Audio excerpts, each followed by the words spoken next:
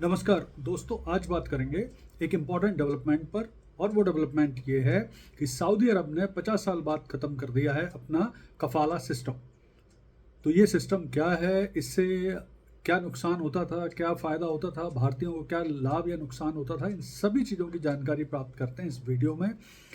तो देखिए, सबसे इम्पोर्टेंट चीज़ ये है कि सऊदी अरब ने 50 साल बाद अपने कफाला सिस्टम को ख़त्म कर दिया है और इस सिस्टम की जगह अब उन्होंने कॉन्ट्रैक्ट बेस एम्प्लॉयमेंट सिस्टम को लागू कर दिया है। तो सबसे पहले तो हम समझते हैं कि आखिर ये कफाला सिस्टम है क्या। तो देखिए, क्या होता है कि जो गल्फ़ काउंसिल के देश हैं, गल्फ़ कॉरपोरेशन काउंसिल के देश हैं, जिसमें प्रमुख रूप से Saudi Arab, Oman, Qatar, Bahrain, Kuwait, UAE वगैरह हैं, उनमें ये कफाला सिस्टम चलता था। तो इन देशों में अगर काम करने के लिए कोई वर्कर या भारतीय जाना चाहता था, तो उसे एक लोकल स्पॉन्सर की ज़रूरत पड़ती थी, जिसे काफिल कहा जाता था। और ये कफिल ही पूरी तरह से उस वर्कर को नियंत्रित करता था। यानी एक तरह से वो उस देश में इसका लोकल गार्जियन, लीगल गार्जियन बन जाता था। यानी सब चीज़ें पूछ के इस व्यक्ति से ही वो वर्कर कर सकता था। तो इसका परिणाम क्या होता था कि वो व्यक्ति उस वर्कर का शोषण करता था, उसका पासपोर्ट रख लेता था, बिना उस कफिल की अनुमति के वो वर्कर इन देशों में ट्रैवल नहीं कर सकता था, अपना जॉब चेंज नहीं कर सकता था, उस कफिल के शोषण के खिलाफ कहीं शिकायत नहीं कर सकता था। बहुत ज़्यादा परेशानियां थी। यानी कुल मिला के सारा कुछ उस कफिल पर निर्भर करता था और कफिल बहुत ज़्यादा शोषण करता था। ऐसी बहुत सारी खबरें भी रहती थी। अगर आपने वो एक फ़िल्म, बहुत फेमस मलयाली फ़िल्म है गोट, मतलब उसका मलयाली नाम तो कुछ और होगा, तो वो फ़िल्म काफ़ी पॉपुलर भी हुई थी, जिसमें इसके बारे में, काफिल सिस्टम के बारे में काफ़ी बताया गया था। सऊदी अरब ने उसको बैन भी किया था। तो देखिए, क्यों ये किया गया, हम उसको समझते हैं। तो देखें, सबसे बड़ी चीज़ तो ये है कि अभी 2034 में सऊदी अरब में होना है फीफा वर्ल्ड कप, जिसका आयोजन किया जाने वाला है। तो उससे पहले सऊदी अरब अपनी दुनिया भर में इमेज बेहतर बनाना चाहता है। दूसरी चीज़ है, अंतर्राष्ट्रीय स्तर पर बहुत ज़्यादा दबाव है सऊदी अरब में, क्योंकि बहुत सारे मानवाधिकार संगठन और एनजीओ सऊदी अरब सरकार पर प्रेशर डालते थे और उनकी आलोचना करते थे कि वहाँ पर ये ऐसा गंदा सा काफिल और कफाला सिस्टम चल रहा है, जो कि मॉडर्न डे स्लेवरी जैसा है, मतलब आधुनिक युग की गुलामी जैसा है। क्योंकि वो व्यक्ति पूरी तरह से उस काफिल का गुलाम हो जाता है, जो वर्कर वहाँ पे जाता था काम करने के लिए। तो इसका वो विरोध करते थे। और नए सिस्टम के आने से अच्छे कर्मचारी आएंगे, अच्छे वर्कर आएंगे, जो अभी काफिल सिस्टम में काम नहीं करना चाहते, वो उनको लगता है फंस जाएंगे यहाँ जाके।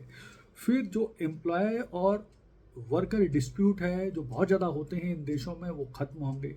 फिर चूँकि सऊदी अरब की लेबर मिनिस्ट्री ने अब इसके लिए डिजिटल तरीके से रजिस्ट्रेशन और बहुत सारी सुविधाएं दी हैं, तो इससे वहाँ पर रजिस्ट्रेशन भी हो पाएगा, कंपनियों का भी रजिस्ट्रेशन होगा। और जो व्यक्ति शोषण करेंगे वर्कर का, उनके खिलाफ अब कार्रवाई भी की जा सकेगी, जो कि पहले नहीं होती थी।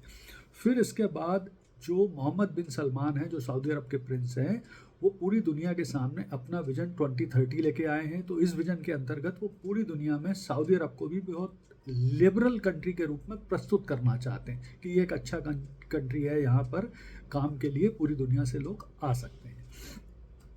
तो ये सब स्थितियों को देखते हुए सऊदी अरब की लेबर मिनिस्ट्री ने ये अब नया जो कॉन्ट्रैक्ट बेस एम्प्लॉयमेंट सिस्टम शुरू किया है, वो बहुत अच्छा कदम माना जा रहा है। अब इससे फ़ायदा क्या होगा? तो देखिए, सऊदी अरब में इस समय 1 करोड़ वर्कर काम कर रहे हैं और उस 1 करोड़ में 26 लाख वर्कर हैं भारतीय, यानी भारतीयों का बहुत बड़ा संख्या है। और ये भारतीय बड़ी संख्या में भारत में रेमिटेंस यानी पैसे भी भेजते हैं, तो पैसे का भी एक बड़ा स्रोत है। तो अब होना क्या पड़ेगा और किया क्या जाना चाहिए?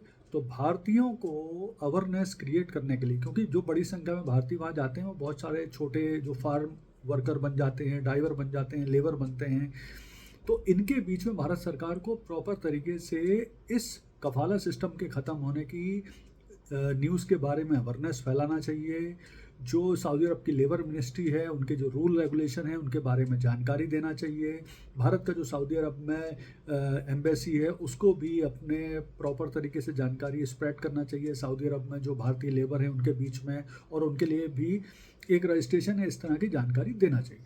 साथ ही साथ जो सऊदी अरब सरकार है, अगर अब उन्होंने ये नया सिस्टम लाए हैं वो, तो इसके बारे में उन्हें सऊदी अरब में वर्करों के बीच में, कंपनी के बीच में ये जानकारी, अवेयरनेस फैलाना चाहिए, देना चाहिए, और साथ साथ में वास्तविक रूप से इसे लागू करने के प्रयास करना चाहिए, जिससे ही उनका जो विजन 2030 है वो सही मायने में सफल हो पाएगा और सऊदी अरब की इमेज पूरी दुनिया में बेहतर बन पाएगी एज ए बढ़िया एम्प्लॉयर। धन्यवाद।